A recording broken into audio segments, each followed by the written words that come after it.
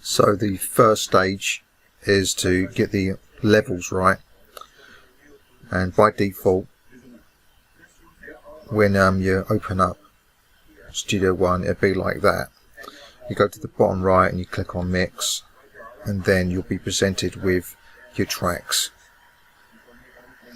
Now what we're looking at here is we're looking at this left track here, and when it shows red it means it's clicked. Now in order to get my audio track there in the first place, I clicked on this plus button up here. We brought this in. I also brought a karaoke track in by going to the top right where the video player is, and then I clicked on this button called extract audio. The beauty about this is that once it's done this, is it mutes the actual video audio and it uses the audio that's on the track now. So what you can do is you can right click on the track, and then like me, I've actually transposed this down 2 keys because it's a little bit too high for me. So that's something that you can do. But as of right now, what we're on was we're on this track. I'm going to make this a different colour just to make it a bit more visible. I'm going to make this like a bright yellow. This is our audio track for the vocals. So I've turned my mic level up loud enough that I can hear my vocals without it clipping. I've adjusted the input gain for the mic on the hardware. This is the balance interface, so that I'm -8, -10, and that depends on how far away obviously I am from the mic, so I need to get that quite consistent. So for me, I could quite easily get away with that very easily. So that's the first thing that you want to do. Make sure you're not clipping and you're at a good level. So that's the first thing. The next thing, which is important, is the first take that we go through. Now, for me to be able to hear my vocals at the level that I feel comfortable with over the top of the music, I've literally turned down the music level, and then I've upped the overall volume with the mic level output, which is actually quite loud in my ears. So I'm not even, I'm about 70%, 65% with the headphone level for my ears, and it's more than loud enough. So yeah, the input levels there. Now I'm going to go for a recording, and then when I've done that recording from beginning to end, I'm then going to listen to that, and then I'm going to choose just to record certain parts that I don't like. So I'll be back when I've done that recording. So I've done my recording from beginning to end, and you'll notice that in yellow is my main recording, and it's automatically made a take for that already as your main recording. So it's a good idea at this point to actually rename this actual layer. I'm going to call this original.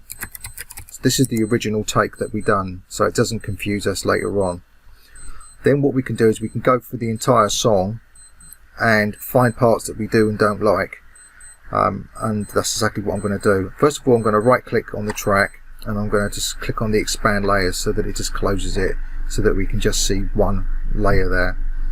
Then I'm just going to go through the song, and I'm going to show you one way of doing the comping, and there's several ways of doing it, thankfully for us. There's a part in here where I'm really struggling, so what I've done is I've gone along with my left and right markers here just to highlight that area, and I'm going to give myself a little bit of lead-in time as well.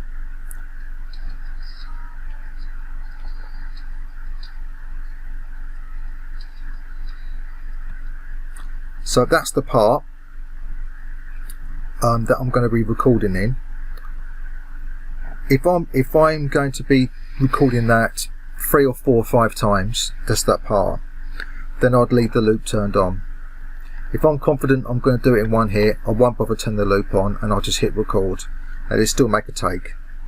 So that's fine. As long as you've got your record takes turned on, as you see the bottom down here, and takes to layers, it doesn't require you to have the loop turned on. It's only that if you want to do it over and over again. Obviously I don't want to start recording from there because I need a bit of lead up time, so I'm going to give myself a little bit of lead up time. Back here, I'm going to record this 3 times. Okay. As I've got the video synced up, it's going to help me because I'm going to know where the words are for that part. But if you know the song well enough, then it doesn't matter. I'm going to arm my track, and then I'm going to go for a record. I'm going to do it from here, so I've got a bit of lead in. I'm going to hit record.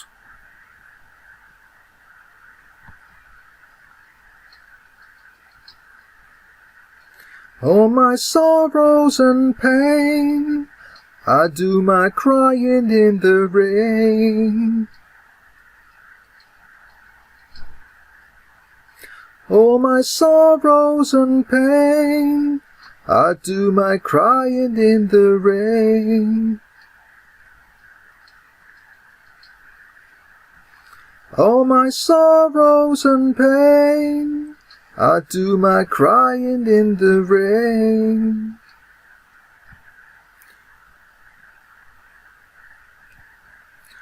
So as you can see, I've recorded that same painful part several times. There's my takes. What I can do if I wanted to is I could solo each of these takes so I can hear just those takes by themselves. Or I can just listen to them one by one by doing the way I'm going to show you now. So what I'm going to do is I'm going to just decrease this loop area because I don't need this pre-lead-in part anymore. I just need to be listening between these takes. Now, before I go any further, you'll notice that because I've been recording a lead-in part, at the beginning of every take, I've got a bit of blank space where I'm not singing. So we need to get our original take back, and this original take is this one here. As you see, I've called it original. So we just click on this up arrow, and it will put it back up to the top, and it will restore it with everything back as it was originally. But the difference is now is what we can do is we can now start to choose our different takes with this in this area from all the different takes. So there's 2 ways that you can do this. I'm going to show you one way, and that is to drag around the area that you want, and it will push that particular part to the top, and then you can go through them and just audition them like that, and you can see they're pushing it to the top each time like that. If you want to undo that and revert it back to the original where it was yellow, you just simply go to the end tail of that and bring it down to 0, and then it literally removes that from there. So no longer is there a take there kind of for that area. So that's one way that you can do it. The other way that you can do it, which I'm going to show you now, would be to do this. Let's go back far enough. I'm going to collapse my takes.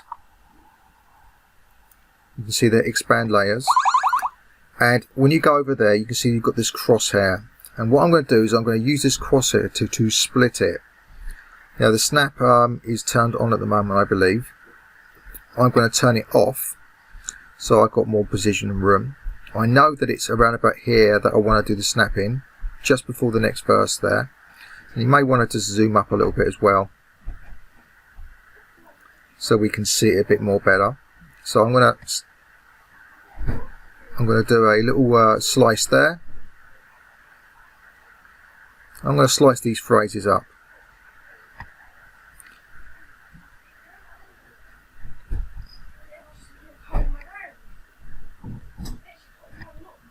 So just double click there.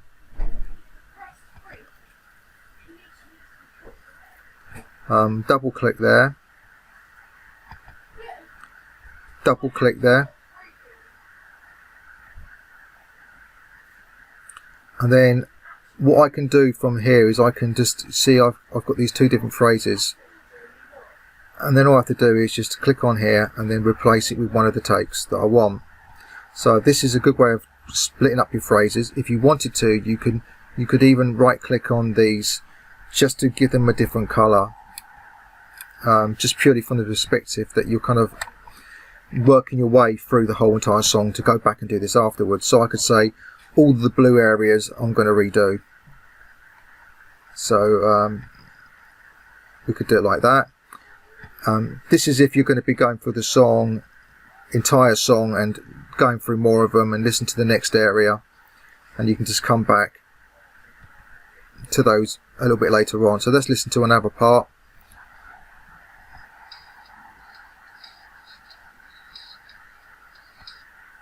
So let's say I'm going to re-record that area there. Give myself a little bit of lead-in time. Luckily there's a little bit of gap there anyway before the lead-in time.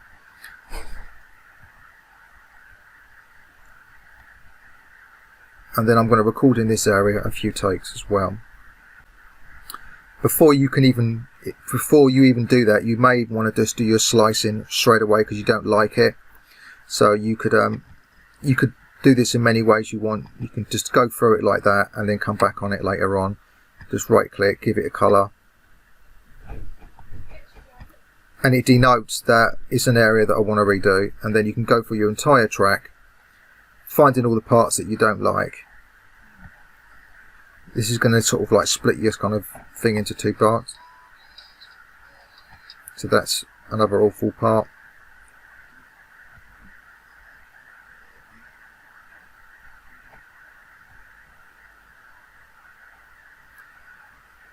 Another area there.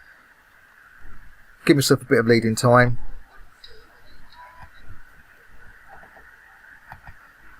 There and there. Another bad area. Right click. Change the colour. And you get this workflow now. So you'll end up going for your entire song and you'll see all of these blue parts of your tracks that you don't like and you want to redo.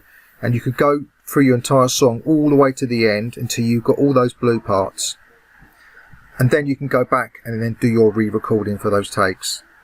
And I'll give myself some lead-in time.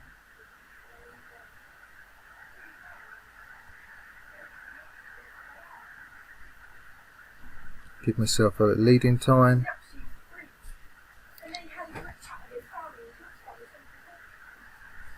Alright. Let's play that back.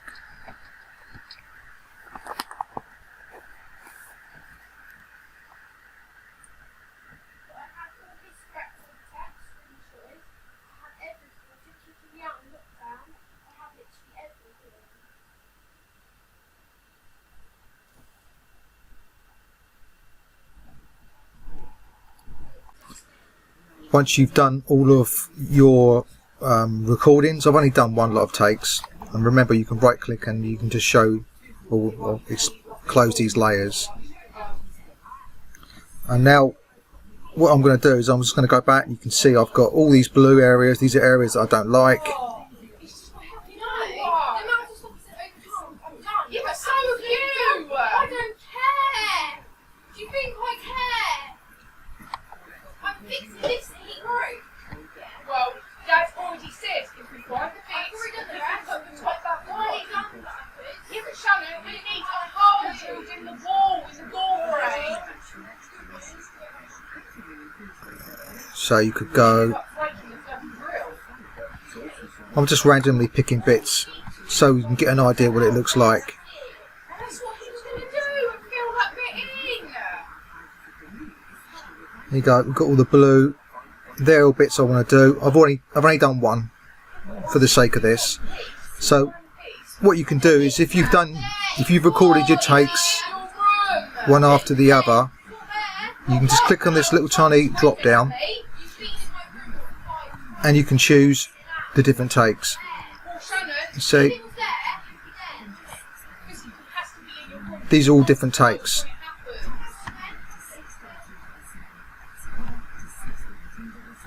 See that?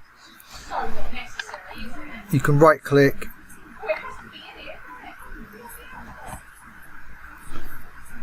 You can always go in for these different takes and see these colours there. If you find them conflicting, you can just choose a different colour, just so that it really makes a vast difference to what you've currently got. I've changed the colour of the takes and it's going to reflect that at the top. So when I select this little tiny drop down menu, you can see I can just go through my takes. It's automatically going to do it where I've done my splits. You can see like that, and we play it back, and then you've got a combination. Slamming doors. I slammed it, yeah. I didn't say break the door, did I? Giving you enough fucking chance and you would. I didn't do any takes for that, but if I did... Speak for yourself, love! If I did have any other takes You're there, pathetic, do you know that? you'll clearly see the different colours showing up there. And then you can just keep on going Yeah, through. Just like you. One more bit, another bit. Still defend her, though, thanks for doing things. And then you've got all of these colours down there. If I recorded the takes, you'll see them all shown in this list. And I've just shown how this is working. This is the original take. It's in yellow.